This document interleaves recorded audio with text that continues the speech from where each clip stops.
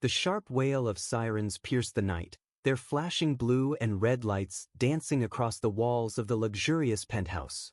Inside, the air was thick with a heavy, almost suffocating silence. The rich scent of leather furniture and expensive cologne clashed with the metallic tang of blood. A body lay sprawled on the floor, a young man, no older than 25.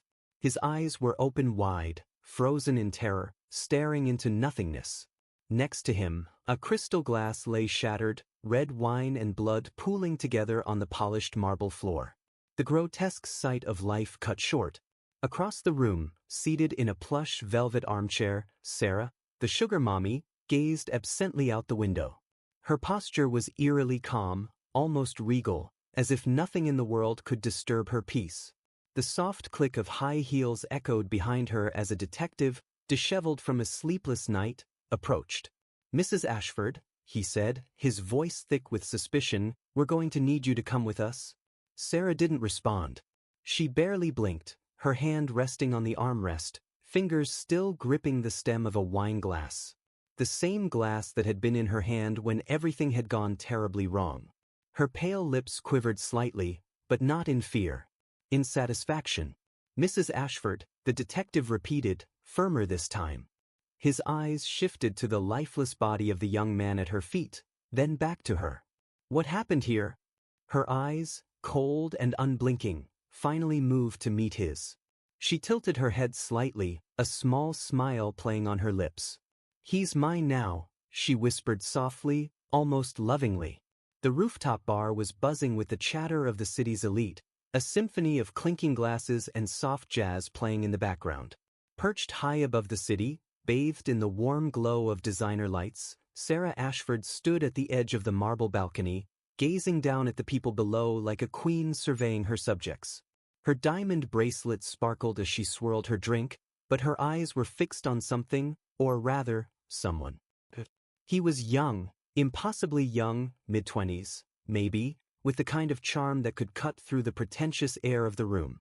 He was working behind the bar, his sleeves rolled up to reveal tanned forearms, effortlessly pouring drinks with a grin that had all the women at the counter vying for his attention. Sarah's pulse quickened. There was something about him, that carefree air, the youthful energy she hadn't felt in years. She watched as his easy smile never faltered, even when the wealthy patrons demanded more than just their drinks. Her decision was made in an instant. She sauntered over to the bar, catching his eye the moment she approached.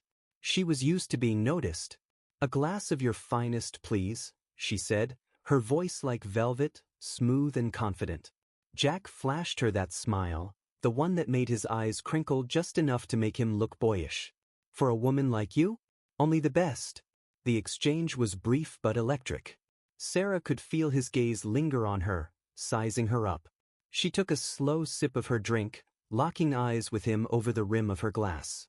"You work hard, don't you?" she asked, her voice low, almost a purr. "Long hours, not much of a break. I imagine you don't get the time to enjoy the finer things in life." Jack chuckled, shrugging as he wiped down the counter. "It pays the bills, keeps the dream alive." "And what dream is that?" she asked, intrigued.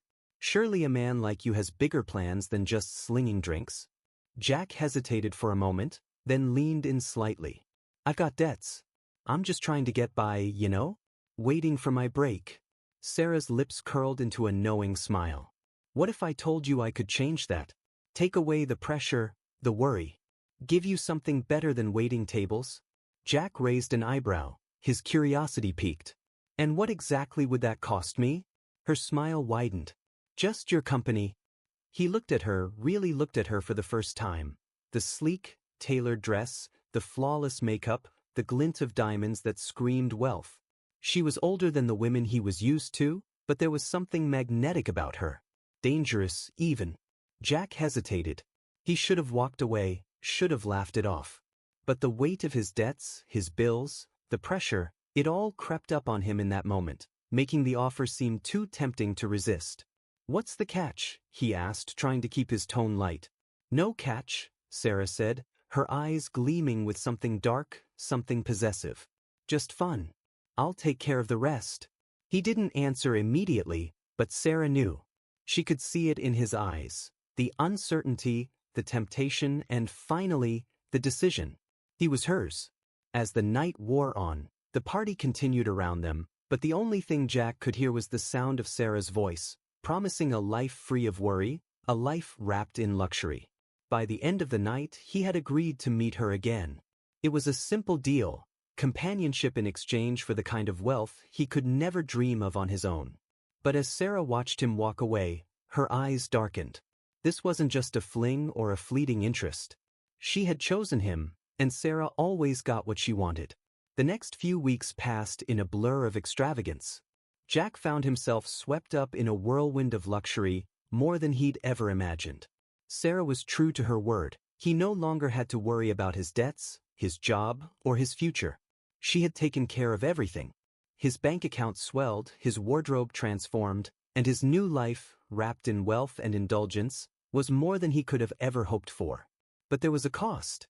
At first, it was small things. The way Sarah always seemed to know where he was, even when he hadn't told her. How she'd show up unexpectedly, sweeping him away to private dinners or luxurious weekend getaways, interrupting his plans without so much as a second thought.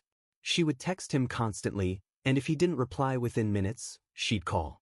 And when he didn't answer immediately, she'd flood his phone with messages. "Miss you already. Where are you? You'd better not be with someone else." At first, Jack brushed it off. She was intense, sure, but she had made his life so much easier. Who was he to complain when she was showering him with gifts? He convinced himself that it was normal. Sarah just wanted to make sure he was okay, that he was happy. But the demands kept growing. One evening, after an extravagant shopping spree, Jack noticed Sarah's mood shift. They were in her penthouse, surrounded by the piles of designer clothes she had bought him, when she turned to him with a strange, almost childlike smile. "Delete your social media," she said suddenly. Jack blinked. "What?" "Delete it," she repeated, her voice casual, as if she were suggesting something as simple as changing the channel on TV. "You don't need it anymore. It's a distraction. I'm all you need." He laughed, thinking she was joking, but Sarah's eyes were dead serious. "I'm not kidding, Jack," she said softly, her gaze locking onto his. "I don't want you talking to anyone else. Not your old friends, not anyone from your past. That life is behind you now. It's just us." The tension in the air grew thick, like a storm about to break. Jack swallowed hard, feeling a chill run down his spine. "I can't just delete everything," he said, trying to keep his tone light. "It's how I stay in touch with people." Sarah's eyes flashed with something darker. "You don't need them anymore. I'm giving you everything, Jack. Everything. The least you can do is focus on me." There was an intensity in her voice now, a neediness that unnerved him. Jack tried to push back, gently, but Sarah wasn't having it. "I've given you everything," she repeated, her voice low and dangerous. "All I ask in return is your loyalty. Is that too much?"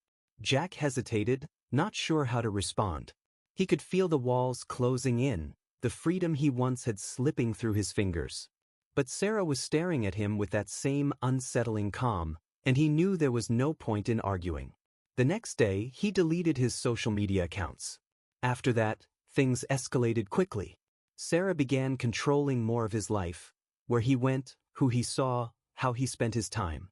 She even started picking out his clothes, dictating what he should wear when they went out together. Her obsessive need to possess him was becoming suffocating, but Jack found it hard to confront her. The lifestyle she offered was too good, too intoxicating.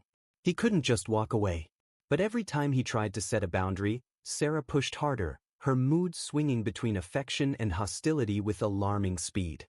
One evening, Jack made the mistake of canceling plans with Sarah to meet an old friend for a drink.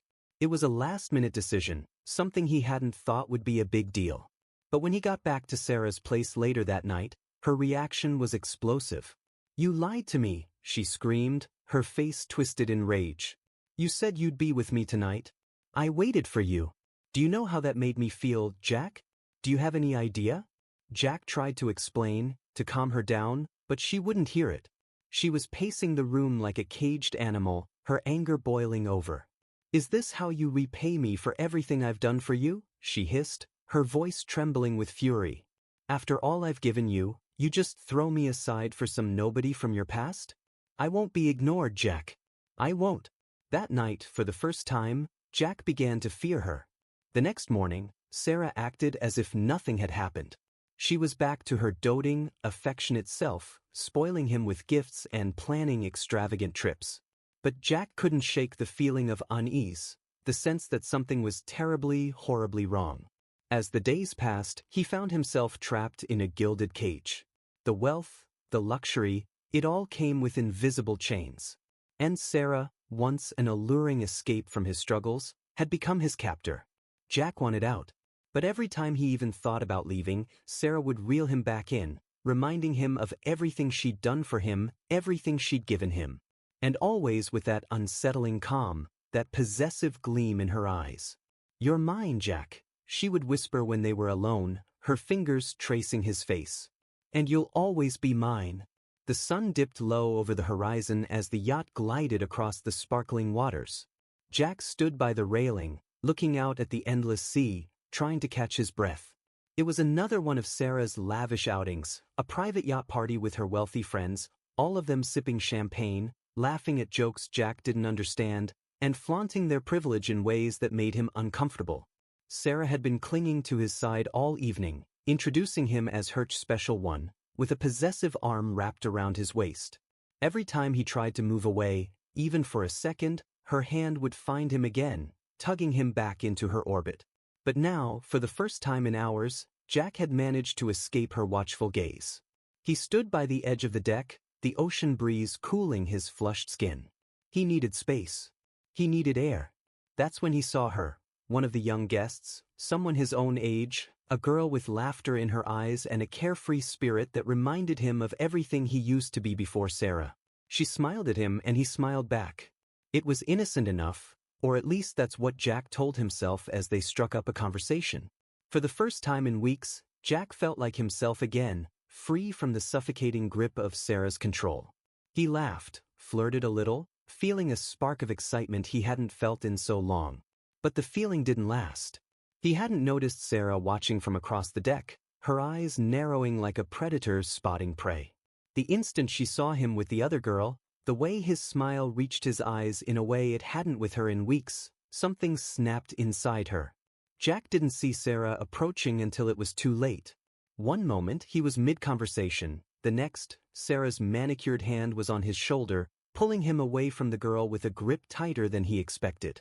Her face was calm, but there was a dangerous glint in her eyes, a simmering rage just beneath the surface.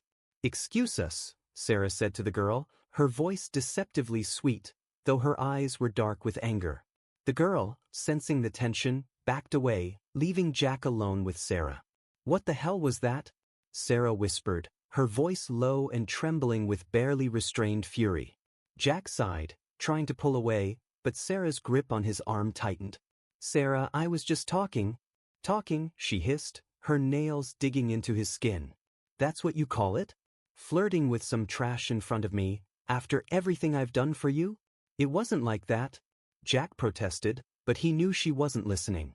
Her face was pale, her eyes wild with jealousy. She leaned in close, her voice dropping to a cold whisper. "You think I'm stupid, Jack? You think I don't see what's going on? You've been pulling away from me, haven't you? You're not grateful anymore. You don't appreciate me. But let me make something very clear. No one gets to have you. Not her. Not anyone." Jack tried to defuse the situation, tried to calm her down, but Sarah's anger was a force he couldn't reason with. She was spiraling, her jealousy morphing into something darker, something dangerous. "I'm done, Sarah," Jack finally said, his voice quiet but firm. He could feel the weight of the decision as the words left his mouth. "I can't do this anymore. I'm done." For a moment, Sarah just stared at him, blinking as if she hadn't heard him correctly. And then, slowly, her lips curled into a smile that sent a shiver down Jack's spine. "No, Jack," she whispered, stepping closer, her eyes burning with intensity. "You're not done. You don't get to be done. You're mine. I made you, and I can destroy you just as easily." Jack stepped back, his heart pounding, but Sarah followed him, closing the space between them. "You think you can leave me?" After everything I've given you? You'd be nothing without me. You think you can walk away? I have to, Sarah, Jack said, his voice shaking. I can't live like this. You're suffocating me. Her expression shifted, flickering from anger to something darker, more dangerous. Suffocating you? I've given you everything. And this is how you repay me? By throwing me away for some cheap girl? Jack's stomach twisted. He realized, too late, that he had underestimated the depth of Sarah's obsession.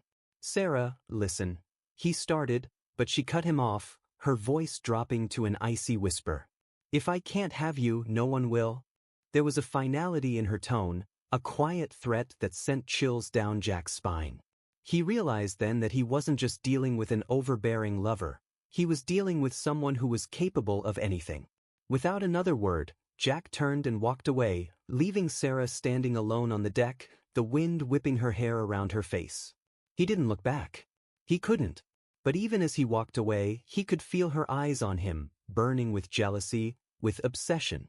He knew, deep down, that she wouldn't let him go so easily. He didn't know it yet, but that moment marked the beginning of the end. The end of their toxic relationship, the end of Sarah's control. And, ultimately, the end of his life. The days following the yacht party were eerily quiet. Jack had cut off contact with Sarah, blocking her calls and avoiding her texts. He stayed with friends, crashing on couches and telling himself that he was finally free. But deep down, a gnawing unease settled in his chest. He knew Sarah wasn't the kind of woman who would let go easily. She wouldn't just disappear from his life without a fight. And he was right. Sarah's obsession had taken a darker turn.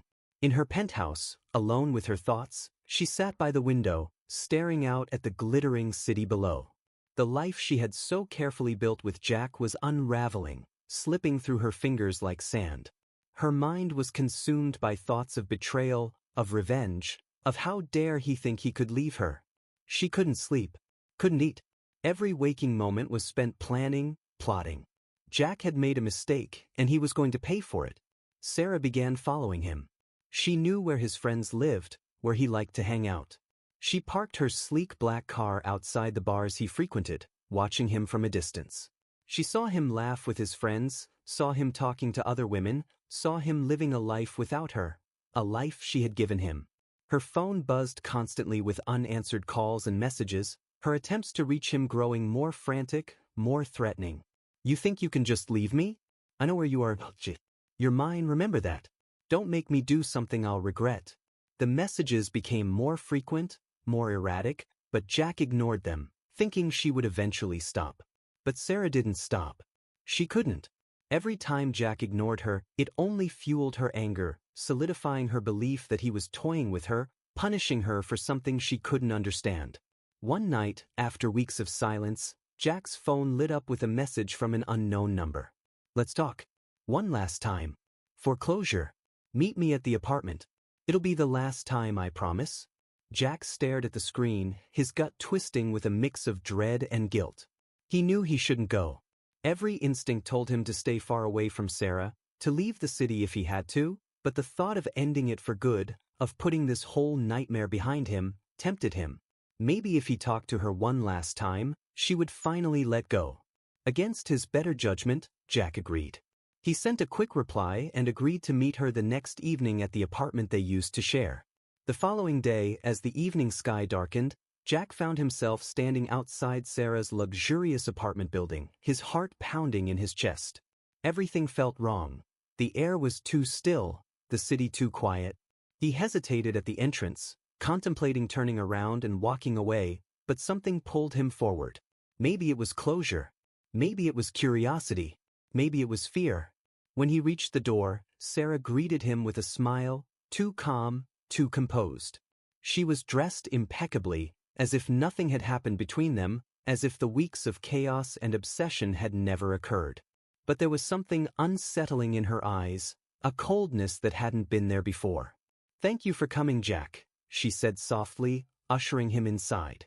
The apartment was just as he remembered it, elegant, pristine, and filled with the unmistakable scent of her expensive perfume. But something was off. The air felt thick, heavy with an invisible tension. Jack forced a smile, trying to ease the knot in his stomach. I figured we should talk, put this behind us. Sarah nodded, leading him into the living room where 2 glasses of wine were already poured, sitting on the coffee table. She handed one to Jack, her eyes never leaving his face. I just want us to have closure. To end things on good terms. Jack took the glass but didn't drink. His fingers tightened around the stem as Sarah sat down beside him, her smile frozen in place. For a few moments, they talked. The conversation was light, almost normal. But every word felt rehearsed, every glance calculated. Jack felt like he was walking on a razor's edge, waiting for something to snap. And then it came. Sarah's calm facade began to crack as she leaned in closer, her voice dropping to a whisper. Did you really think you could leave me? Her fingers brushed lightly against his arm, but her touch felt ice cold. After everything I did for you?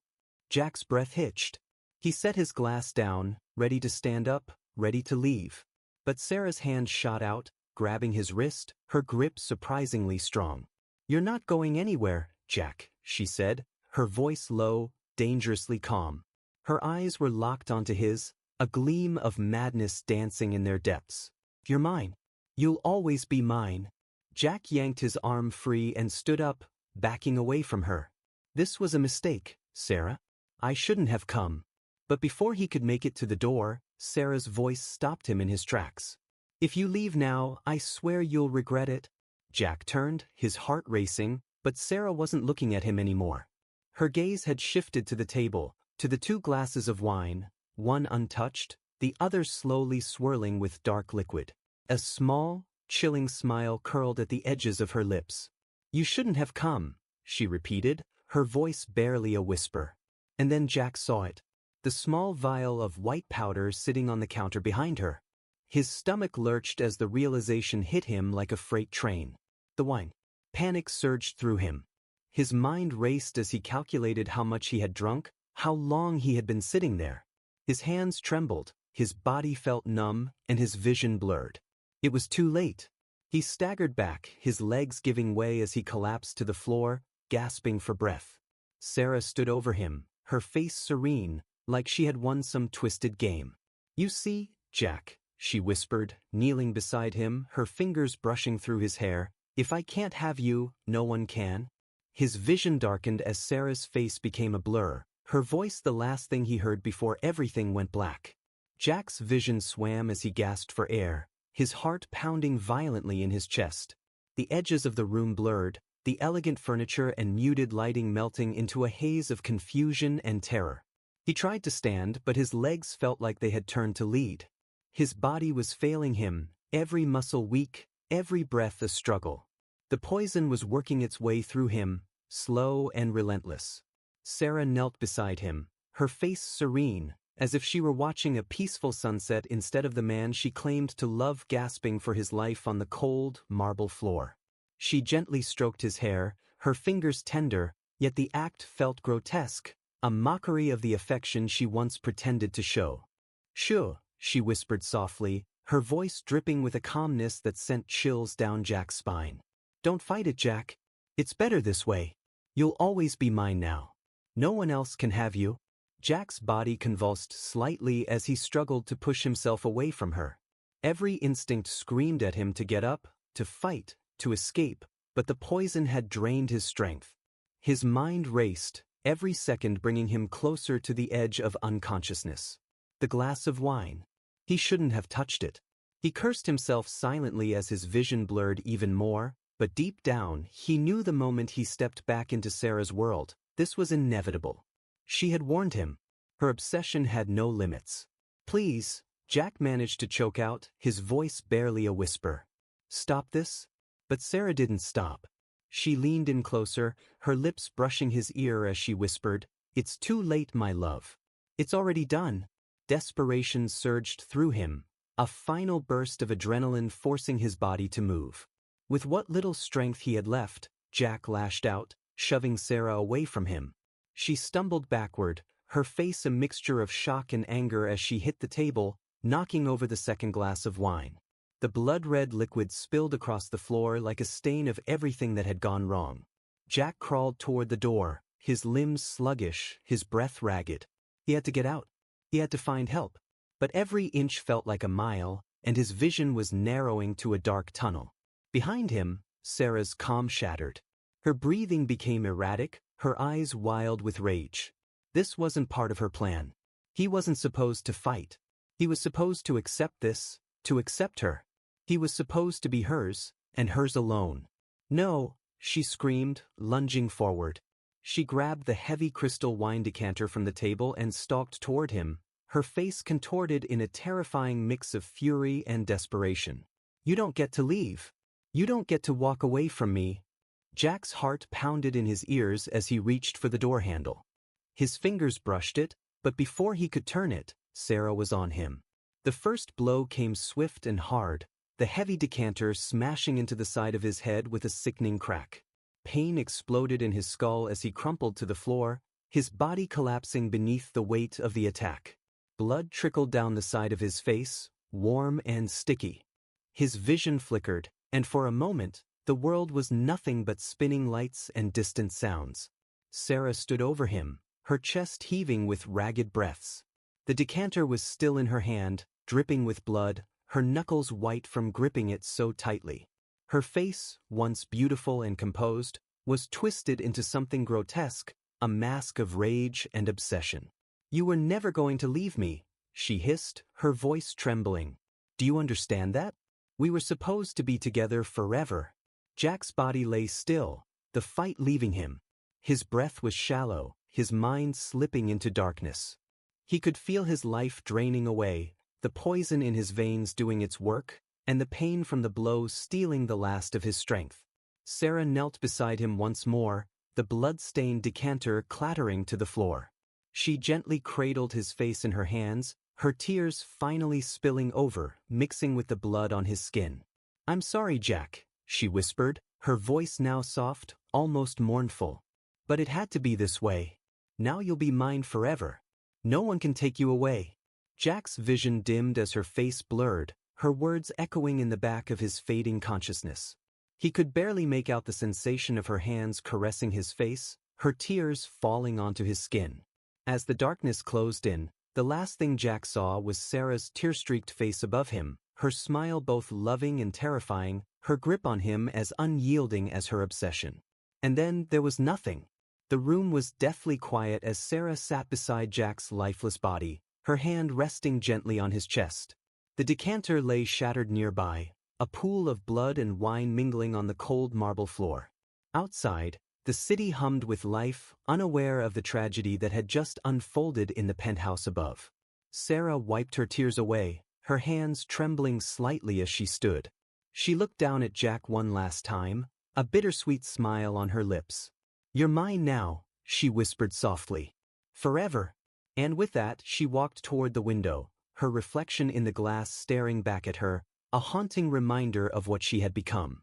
The penthouse was swarming with police officers and detectives by the time the sun began to rise, casting a pale light over the tragic scene.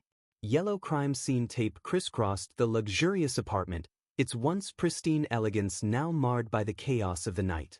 The soft hum of conversations and the click of cameras echoed in the stillness. Detective Lawson, a grizzled veteran with tired eyes, surveyed the room as his partner catalogued the evidence. His gaze lingered on the shattered decanter, the blood-stained floor, and finally, the body of the young man lying cold and motionless. Another life lost, another tragedy that could have been avoided.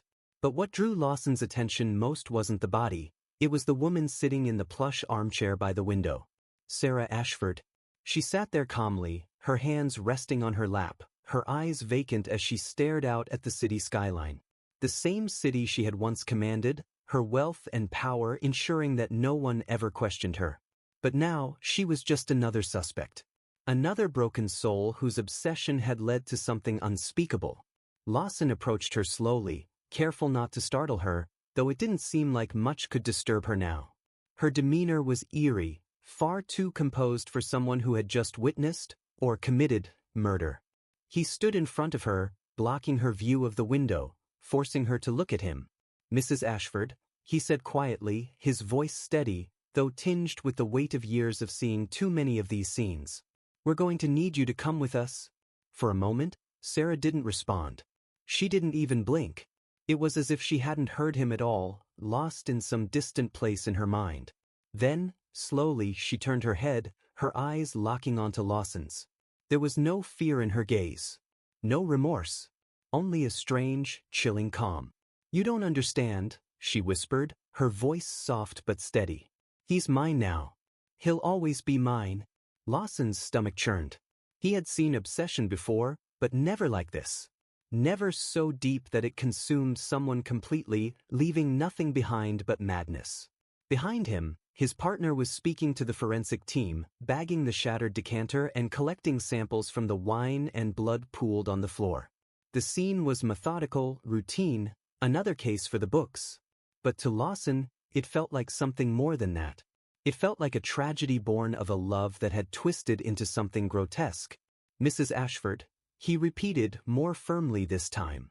"You need to come with us. We'll figure out what happened here, but you can't stay." Sarah blinked slowly as if processing the words. Then, almost mechanically, she rose from the chair. Her movements were graceful, but hollow, like a doll being moved by invisible strings. She looked down at Jack's body one last time, her expression softening into something that might have resembled affection. "I told him," she murmured, her voice barely audible. "I told him he couldn't leave me. Now, he never will."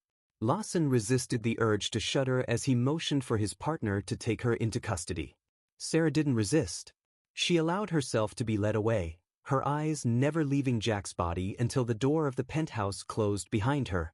As the detectives finished processing the scene, Lawson stood by the window, staring out at the awakening city below.